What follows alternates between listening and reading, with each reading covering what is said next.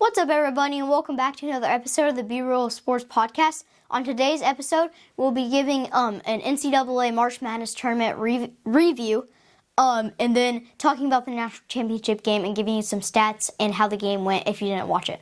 So without further ado, let's get right into it.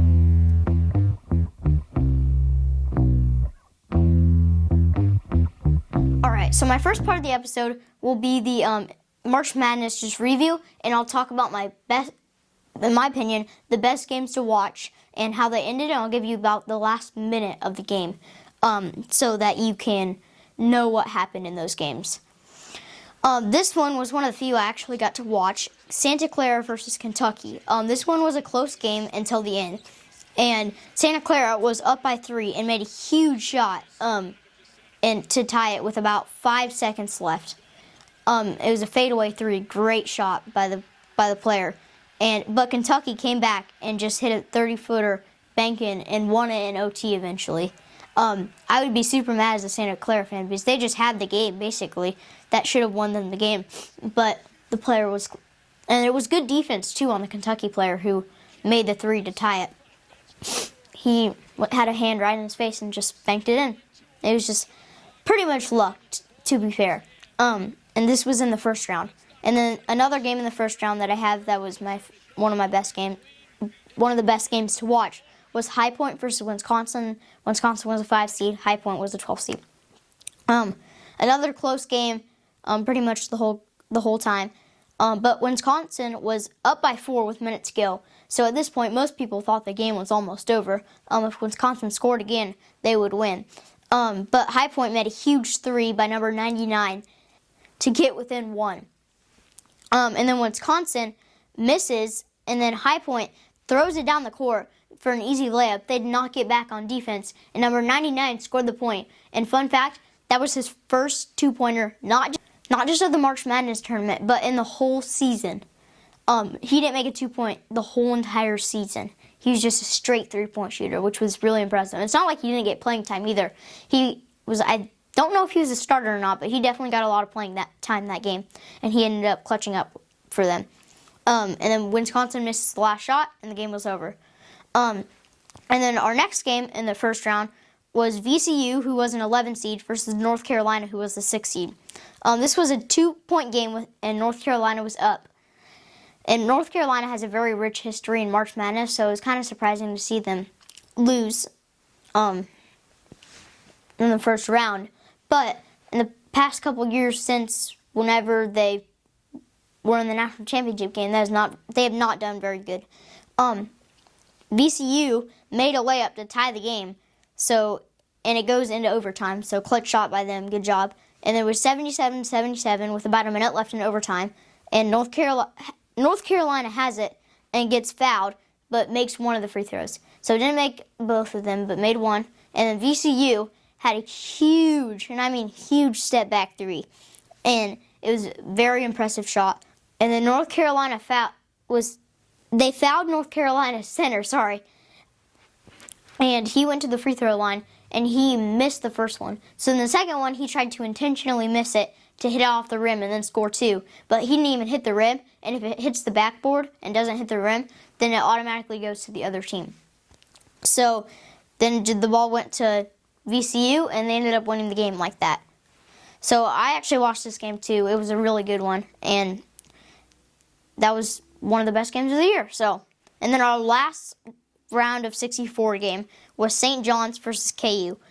St. John's was up by 1 with 2 minutes to go. And it depends where you're from or what you think, or where you went to college, on whether you like this game or not. Personally, my family really liked this game, but I know some people would not like this game.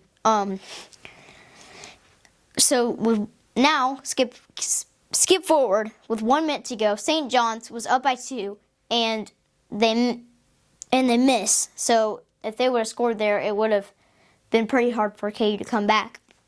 And then KU was fouled and made both to tie. I believe it was their star player Darren Peterson who made those. So clutch job by him. But with St. John dribbled it up, wasted pretty much all the time, and made it easy layup wasn't easy layup at the buzzer, but it was easier than it should have been.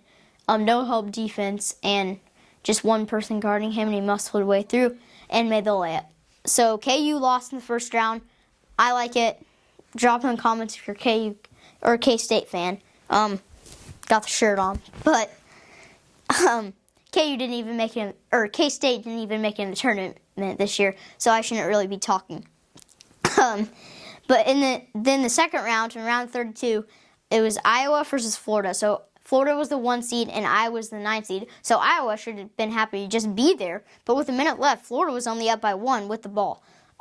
They miss, and then Iowa misses. So just kind of back and forth with misses, and then they foul Florida. And then he only makes 1, missed the first, made the second. And then,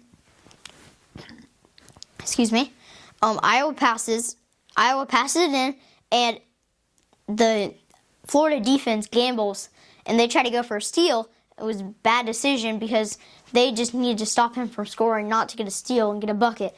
And then they ended up passing down the court for a wide open 3, and he nails it. And then Florida has a chance with about 4 seconds left to make a winning shot, but they do miss it. So that was, my opinion, the second best game of the year. And this game that I'm about to talk about is my favorite game of the year. So this game was UConn versus Duke. And this was in the Elite 8. UConn was a 2 seed. Duke was the 1 seed. And then with 1 minute to go, Duke leads by 4. So Duke did not play very well this year and in the March Madness tournament. Especially at the end of games, they struggled to finish and almost blew leads in the March Madness tournament. In this one, they actually did. UConn made a big 3. I can't remember who made it, but they were only down by 1 now. And then Duke made a 2 to be up by 3. Good job by Cameron Boozer, just muscle his way. And I really like Cameron Boozer on how he's very good post player, and you don't see that a lot anymore. UConn gets fouled, but they make 1. So they're down by 2.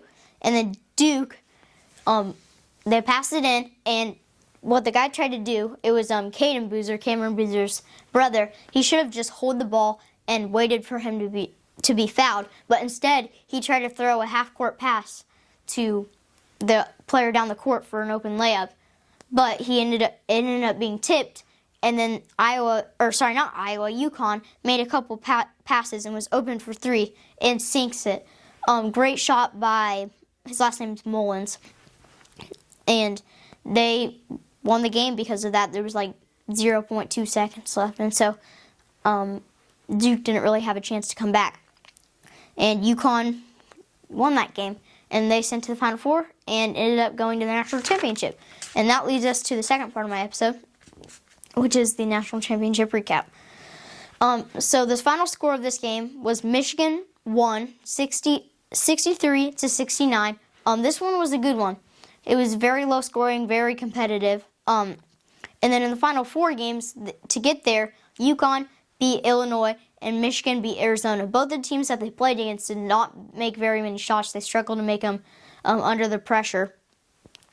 And they both had pretty easy trips to the national title, at least for the final 4.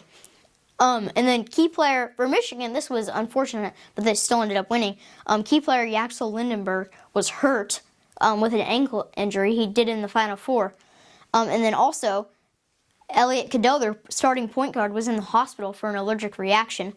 Both of these players still ended up playing the game. And then not a lot of threes were made in this game. I don't know if it was just because had the nerves, big game, but neither of the teams made very many threes. We'll talk about that later. But at halftime, it was still pretty close. UConn and Michigan were going tied. It was tied for a long time, and then UConn would go ahead and the Michigan go ahead. But at halftime, Michigan was up by 4. So UConn was hanging in there. They looked like they could win it. They almost looked like the better team, in my opinion. Actually, Well, I just watched the highlights of it, sadly, because I had a baseball game, so I can't watch it. And then Andy Mara and Yaxel Lindenberg were the key players in the second half for Michigan. They both dominated in the second half. And Andy Mara is the big man, and then Yaxel Lindenberg is so good because he's obviously really athletic, but then also he can shoot from three or he can get in the paint. And then UConn ended up having a good fight, but in the end, Michigan ended up on top. And then we'll do some stats here. So individual stats, UConn's key players were Alex Carabin. He had 17 points, 11 rebounds, and 2 assists. He did a pretty good job. Terrace Reed Jr., who had 13 points, 14 rebounds, and 1 steal. So both of these people, 11 and 14 rebounds, they got after it on the boards and were very aggressive. UConn is a very feisty team, I guess we'll say that. They're more like gritty and they can like stick to the end no matter what happens. And then Braylon Mullins, who's the person who made the 3-point to go to the Final Four against Duke, he had 11 points, 7 rebounds, and 2 assists. And he didn't really have a great first half. He had like 2 points, and he never really heated up. And that was pretty disappointing for UConn because he's one of their game changers. And then Michigan key players were Yaxel Lindenberg, who had 13 points, 2 rebounds, and 1 assist. He averaged about, it's more than that, but most of it was his ankle injury. And then another key player for Michigan was Elliot Cadeau, who's the person with the allergic reaction, but obviously that didn't bother him because he had 19 points, 3 rebounds, and 2 assists. So having 19 points in the championship game is really, really good to stand up against that pressure and deliver. And then Marez Johnson Jr. had 12 points, 10 rebounds, and 2 blocks. So he did a good job on the boards and also had 12 points. So Michigan did a really good job this game. They have a bunch of balanced players. Well, now they did, but now that the next year, they're going to have a completely different team because that's how it is nowadays. And then we'll end it on some team stats. UConn had 11 turnovers and Michigan had 10 turnovers, both about the same, just kind of average in the turnover margins. UConn actually out-rebound Michigan, and 46-39. So, and also they scored the same amount of field goals, but UConn made more threes. So you might be asking, how did Michigan end up winning? And that was because of free throws.